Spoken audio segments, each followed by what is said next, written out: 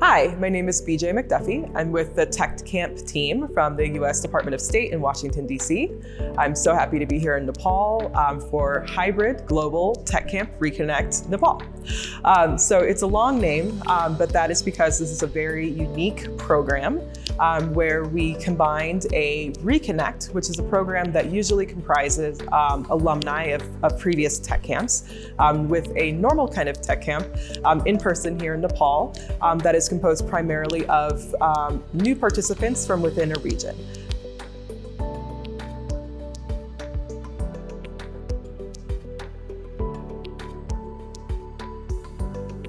In the first and the second decades in this century, we have developed lots of technological tools, and I would say some of them are groundbreaking tools, groundbreaking developments, which have enabled people in masses to participate in production of information, sharing, it's empowering people.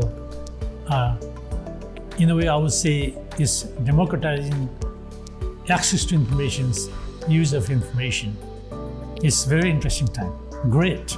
Lots of good things are happening. But at the same time, we're also beginning to see that these same technologies are also bringing new kinds of challenges that we have never anticipated when we design, when we conceptualize those technologies. We all know people are using these tools to misinform. Certain governments, certain organizations are also using these tools for surveillance purposes. So there are a variety of challenges. And if we do not address those challenges in time, there is a danger that it actually might take our society to the direction that we don't want.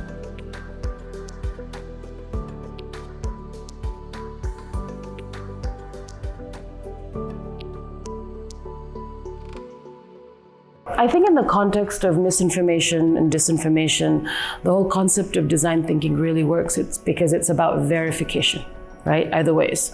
When it comes to information, when it comes to sharing information, especially in this day and age, when it comes to access to devices, access to various information sources, information is easily accessible and it's easily consumed, but it's also easily shared. Kind of everyone starts becoming a news source, everyone starts becoming a journalist.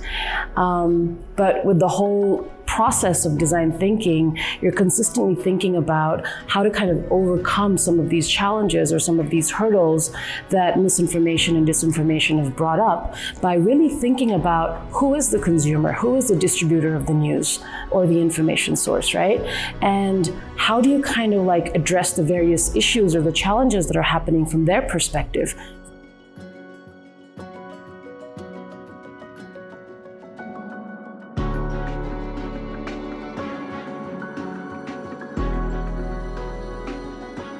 Today, misinformation and disinformation pose some of the biggest threats to democracy worldwide.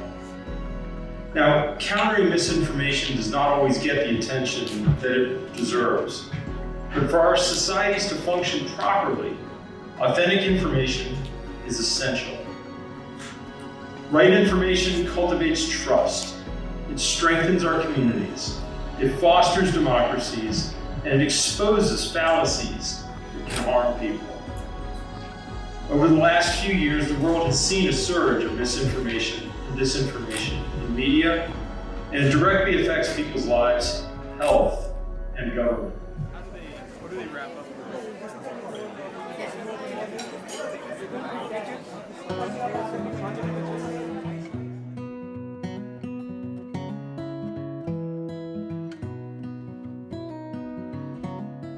My session is on data visualization as a communication tool, and I think this is important in the aspect of misinformation and disinformation because pictures speak more than 1,000 words, more than 1,000 words, and it's easier for us to share pictures and videos and graphics more than we share literature.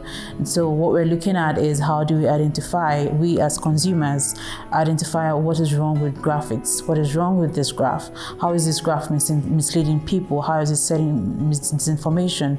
So the sessions were undertaken, giving tips to the participants on how they can identify how people can sneak in funny things into graphics and mislead people intentionally and also unintentionally. I look at it as an article, or as I do see that it has seen the fact they have stated. They do not provide any evidence or any examples of real situations to state their facts. So in my training program, I focused on really helping the participants evaluate and reflect on the project that they want to work on before plunging in deep and spending a lot of resource. So I give them some tools that allows them to systematically analyze various aspects of a project. For example, what is the type of impact this project would create? And also spending time to do some research to learn from other projects that are very similar or somewhat similar so that they can increase the probability of success.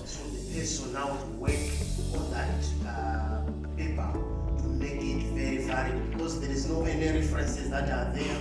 So one is supposed to go. My training session basically focuses on this whole concept of information integrity and how that relates to democracy and democratic practices.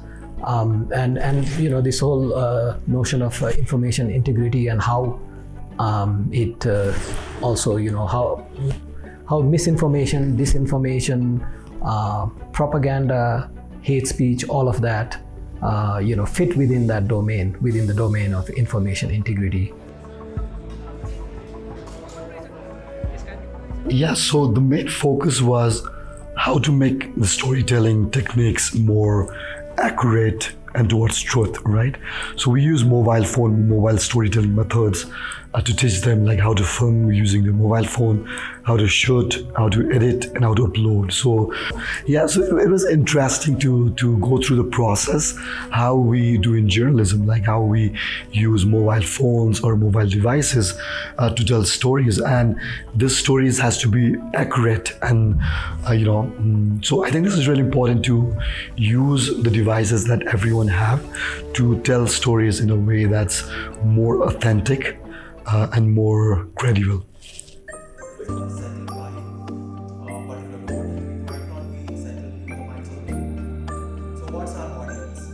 I focus on being able to showcase the power of technology for non-tech people, where I give you a list of tools that you can use to convert your idea into a real app that you can take to market very quickly.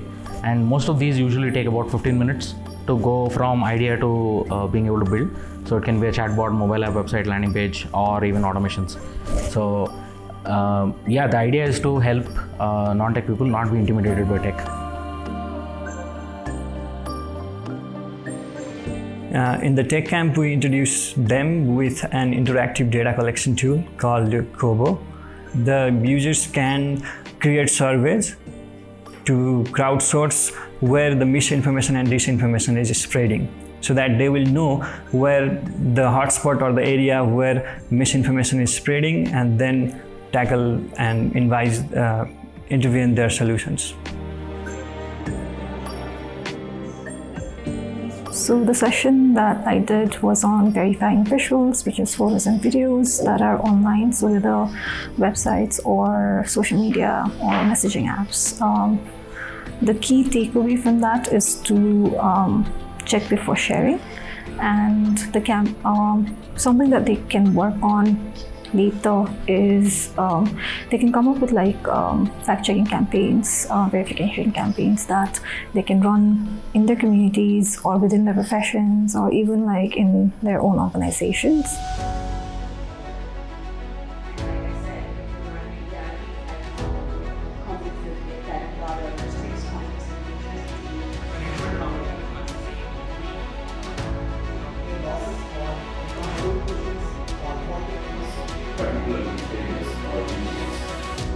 In South Asian region, we have a huge number of people, and they are used to about social media platforms. So, and there are a number of digital content creators are much active here, and they can make impact among the society. They can make impact among the people, especially for the young generation. So, our action is like that. Do we want to work with digital content creators so that they can know, they can be able to know about the social media guidelines, which is much related with misinformation and disinformation issues. So if we will be able to do that, to learn or to share our thoughts with digital content creators, it will make impact among the society as well, and in our South Asian region as well.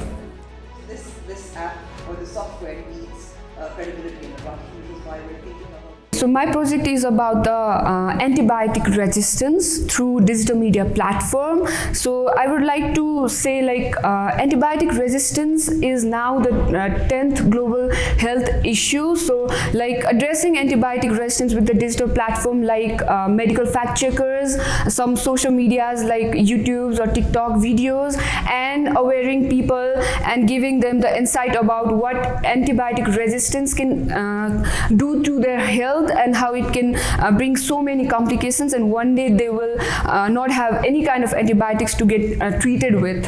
So like we'll be working on this.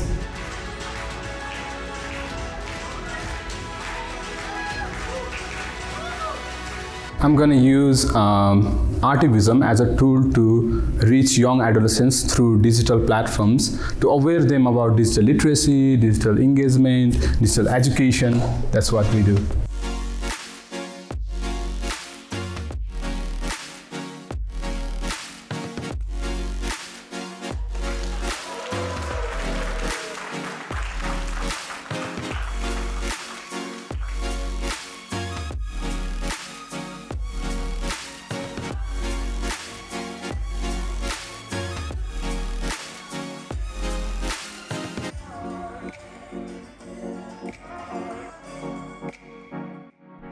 You want one word for TechCamp Reconnect?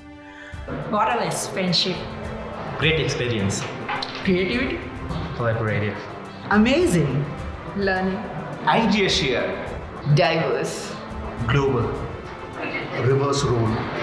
Unification. Momos with peanut sauce. A buzz cohort session. Teamwork. Innovative. Mind opening. Engaging. Enlightening. It's lovely. Amazing. Diverse. Wholesome. Problem solving. Engaging. Exciting. Excellent. Efficient. Insightful. Collaborative. Eye-opening. Advitiya Anubhav. Excellent. Resourceful. Exuberant. Phenomenal. Energizing. Creative. Its future. Insightful. Positive. Collaborative. Connection. Amazing. Invigorating. Intense. Fun, I would say.